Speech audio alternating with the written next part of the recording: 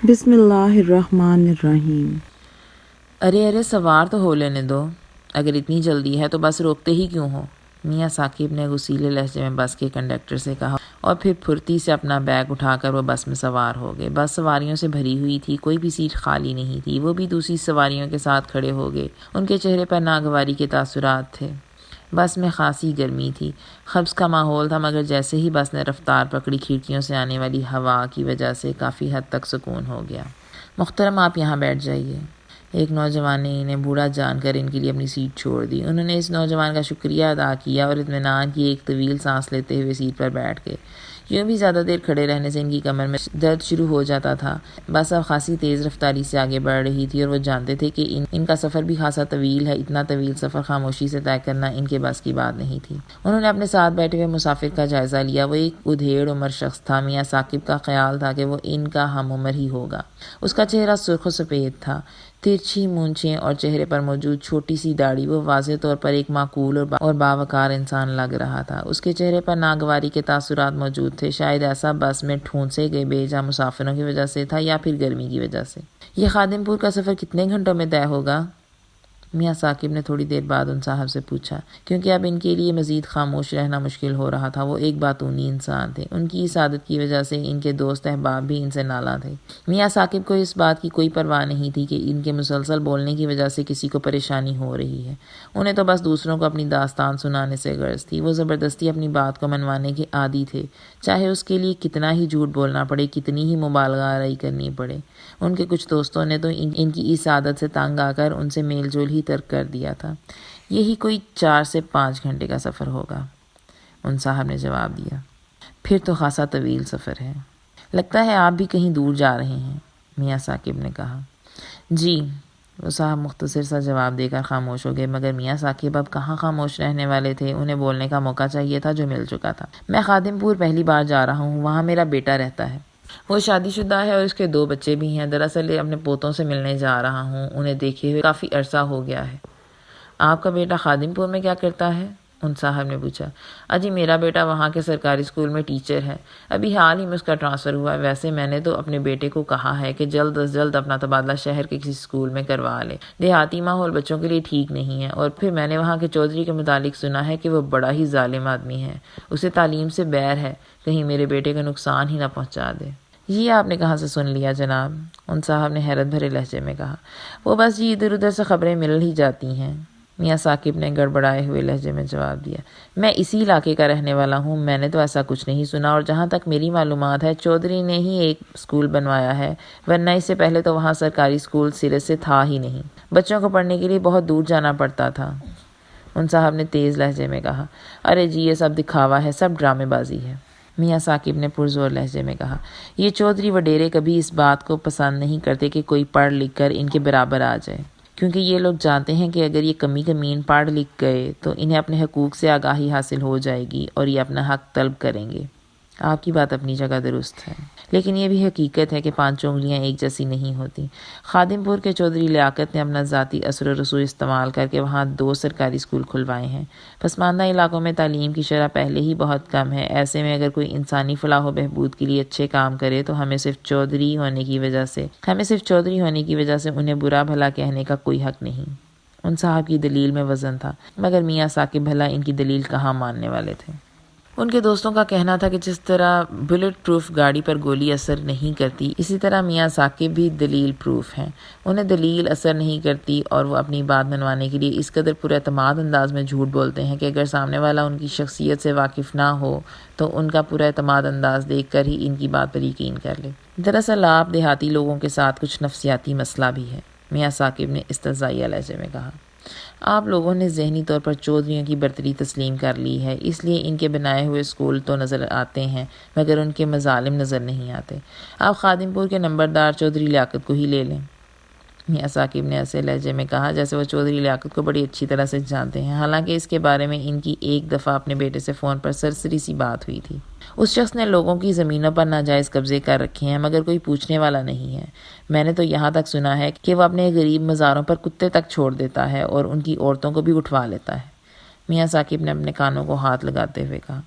لیکن میں نے تو ایسا کبھی نہیں سنا. میں نے تو یہاں تک سنا ہے کہ چودھری لیاقت کو اپنے علاقے میں خاصی عزت دی جاتی ہے اور وہ لوگوں کے دکھ درد میں شریک بھی ہوتا ہے. اگر مزاروں پر کتے چھوڑنے والی بات صحیح ہوتی تو ہر شخص کے علم میں ہوتی.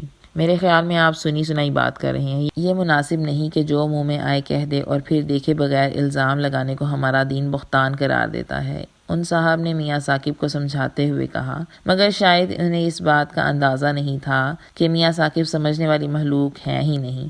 ان کا تعلق انسانوں کے اس قبیل سے ہے جن کا مقصد صرف اپنی بات منوانا ہے، چاہے کتنی بھی مبالغہ آرائی کرنی پڑے. تو آپ کا کیا مطلب ہے میں جھوٹ بول رہا ہوں؟ میاں ثاقب نے براہ راست ان صاحب پر چڑھائی کر دی. خادم پور کوئی چھوٹا علاقہ تو نہیں ہے.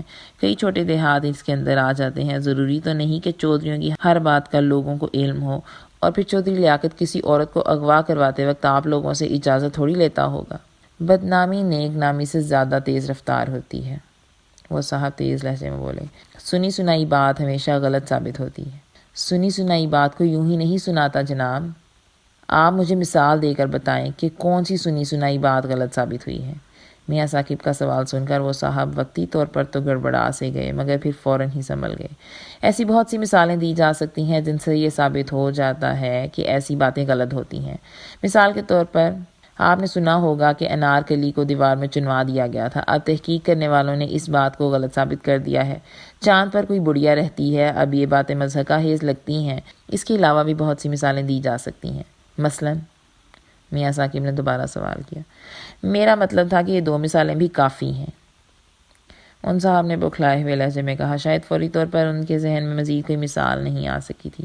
دیکھیں جناب، تحقیق کار کوئی آسمانی مخلوق نہیں ہوتا، ہماری طرح انسان ہوتا ہے. آپ مجھے بتائیں کہ جب انارکلی کو دیوار میں چنوایا جا رہا تھا تو کیا یہ تحقیق کار اس کے پاس بیٹھے ہوئے تھے؟ ظاہر ہے نہیں. ان صاحب نے برجستہ جواب دیا.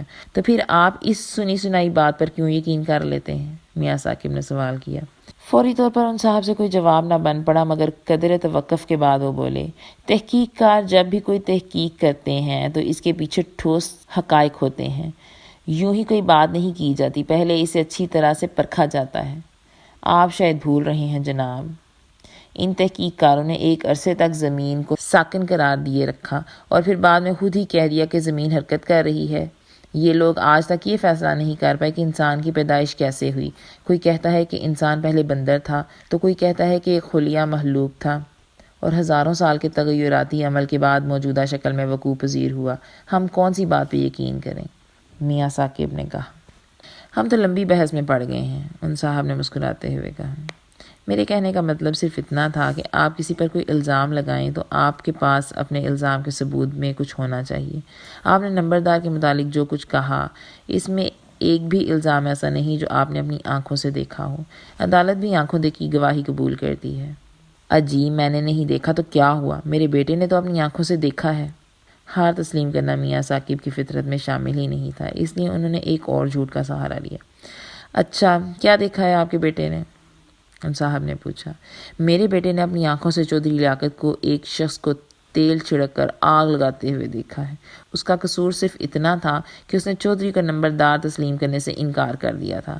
آپ یقین کریں یا نہ کریں لیکن یہ حقیقت ہے. خادم پور کا چودھری انسان نہیں شیطان ہے. شیطان وہ اپنے مخالفین کو زندہ جلا دیتا ہے. یہ کیسے ممکن ہے بھلا؟ ان صاحب نے اس بار قدرے اونچی آواز میں کہا مگر پھر فوراً ہی دھیمی آواز میں بولے. یہ کیسے ممکن ہے جناب؟ اگر ایسا کوئی واقعہ واقعی میں ہوتا تو پورے گاؤں میں ایک شور مچ جاتا. مجھے تو ایسے کسی واقعے کا علم نہیں ہے. اور پھر یہ خبر میڈیا سے کیسے چھپی رہ سکتی تھی؟ میڈیا اتنی دور کہاں جانے والا ہے؟ میاں ثاقب نے فوراً ہی جواب دیا. اور رہی یہ بات کہ آپ کے علم میں یہ واقعہ کیوں نہیں، تو جناب چراغ تلے اندھیرا ہی ہوتا ہے. میرے بیٹے نے اپنی آنکھوں سے یہ سب کچھ دیکھا ہے. گاؤں کے بہت سے افراد اس بارے میں جانتے ہیں لیکن چودھری لیاقت کے خوف سے سب خاموش ہیں. جو شخص کسی انسان کو زندہ جلا سکتا ہے اس کے لیے کسی اور کو قتل کرنا کون سا مشکل ہوگا. سب جانتے ہیں کہ نمبردار کس قدر خطرناک آدمی ہے، اس لیے کوئی بولتا ہی نہیں. میں آپ کو گارنٹی دیتا ہوں آپ گاؤں میں کسی سے بھی اس کے بارے میں پوچھ لیں کوئی کچھ نہیں بتائے گا. ویسے آپ نے بالم پور کے چودھری کا قصہ تو ضرور سنا ہوگا. بات کرتے ہوئے میاں ثاقب نے ایک نیا سوال کر دیا. ہاں سنا ہے.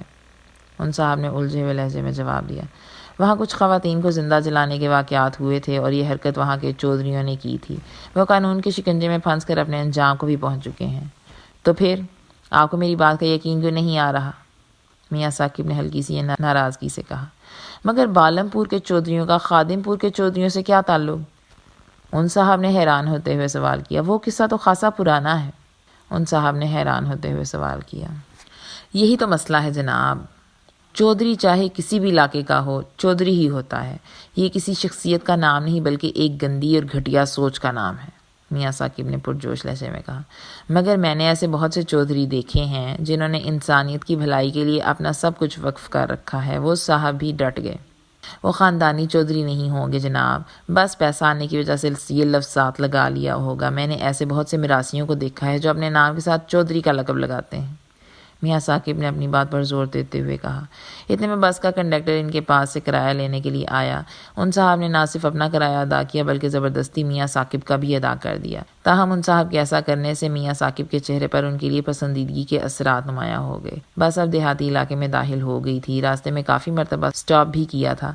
زیادہ تر مسافر اترے تھے جس کی وجہ سے بس میں مسافروں کی تعداد خاصی کم ہو گئی تھی۔ میرا کہنے کا یہ مطلب نہیں تھا کہ سارے کے سارے دیہاتی اسی طرح کے ہوتے ہیں۔ کچھ دیر کی خاموشی کے بعد میاں ثاقب نے کہا، اب آپ بھی تو ہیں، شکل سے تو شریف انسان ہی لگتے ہیں۔ میں تو صرف آپ کو چودھریوں کے متعلق بتانا چاہتا تھا۔ معلوم ہوتا ہے آپ کا ان سے کبھی پالا نہیں پڑا، ورنہ آپ میری بات ضرور تسلیم کر لیتے۔ میں ویسے ہی آپ کی بات تسلیم کر لیتا ہوں۔ ہو سکتا ہے چودھری لیاقت ایسا ہی ہو جیسا آپ کہہ رہے ہیں، بہرحال یہ باتیں میرے علم میں نہیں ہیں۔ بالکل ایسا ہی ہے جناب، وہ اس علاقے کا گھٹیا اور جھوٹا ترین انسان ہے، حتیٰ کہ عدالتوں میں جھوٹی قسمیں بھی کھا جاتا ہے۔ یہ بات آپ اتنے وثوق سے کیسے کہہ سکتے ہیں؟ نہ چاہتے ہوئے بھی وہ صاحب دوبارہ بول پڑے۔ کیا یہ بھی آپ کے بیٹے نے آپ کو بتایا ہے؟ نہیں، یہ بات میں نے کہیں اور سے سنی ہے۔ اب یاد نہیں آ رہا کہ کہاں سنی تھی، میاں ثاقب نے گول مول سا جواب دیا۔ مگر یہ حقیقت ہے کہ عدالتوں میں جھوٹی گواہی دینا اور قسمیں کھانا چودھری لیاقت کی فطرت ثانیہ بن چکا ہے۔ شاید آپ ٹھیک ہی کہہ رہے ہیں، ان صاحب نے ایک طویل سانس لیتے ہوئے کہا۔ مجھے آپ جتنی معلومات حاصل نہیں تھیں، آپ نے چودھری لیاقت کے کردار کے بارے میں بتا کر میری آنکھیں کھول دی ہیں۔ ارے شکریہ ادا کرنے کی ضرورت نہیں ہے، میرا تو کام ہی لوگوں کی رہنمائی کرنا ہے، میاں ثاقب نے انکسارانہ لہجے میں کہا۔ ان صاحب نے میاں ثاقب سے مزید کوئی بحث کرنے کی کوشش نہ کی۔ شاید انہیں اندازہ ہو گیا تھا کہ یہ بحث لا حاصل ہی رہے گی۔ باقی سفر کے دوران وہ بس میاں ثاقب کی باتوں کا ہوں ہاں میں جواب دیتے رہے۔ کنڈکٹر نے خادم پور کی آواز لگائی تو وہ دونوں بس سے نیچے اتر آئے۔ آپ شہر شاید کسی کام کے سلسلے میں گئے تھے؟ بس سے اترتے ہوئے میاں ثاقب نے پھر ان صاحب کو جا لیا۔ جی ہاں، وہاں میری گاڑی خراب ہو گئی تھی، اسے ورک شاپ پر کھڑا کر کے میں بس کے ذریعے سے واپس آیا ہوں۔ مجھے آپ کے حلیے سے اندازہ ہو گیا تھا کہ آپ بسوں میں سفر کرنے والے آدمی نہیں ہیں۔ ویسے ہم نے اتنا سفر اکٹھے طے کیا، آپس میں باتیں بھی کی، مگر ابھی تک ہم ایک دوسرے کے ناموں سے واقف نہیں ہیں۔ مجھے ثاقب مختار کہتے ہیں، ویسے میرے دوست اور عزیز و اقارب مجھے میاں ثاقب کہہ کر ہی بلاتے ہیں۔ آپ کا اس میں گرامی کیا ہے؟ وہ صاحب چند لمحوں تک تذبذب کی کیفیت میں میاں ثاقب کو دیکھتے رہے اور پھر بولے، ناچیز کو چودھری لیاقت کہتے ہیں اور ناچیز ہی خادم پور کا نمبردار۔ اگر آپ کو یہ کہانی پسند آئی تو اس کو لائک اور شیئر کیجیے گا۔ اس چینل کو سبسکرائب کریں، بیل آئیکن کو پریس کریں تاکہ ہماری اپلوڈ کی جانے والی کہانیاں آپ تک سب سے پہلے پہنچ سکیں۔ شکریہ۔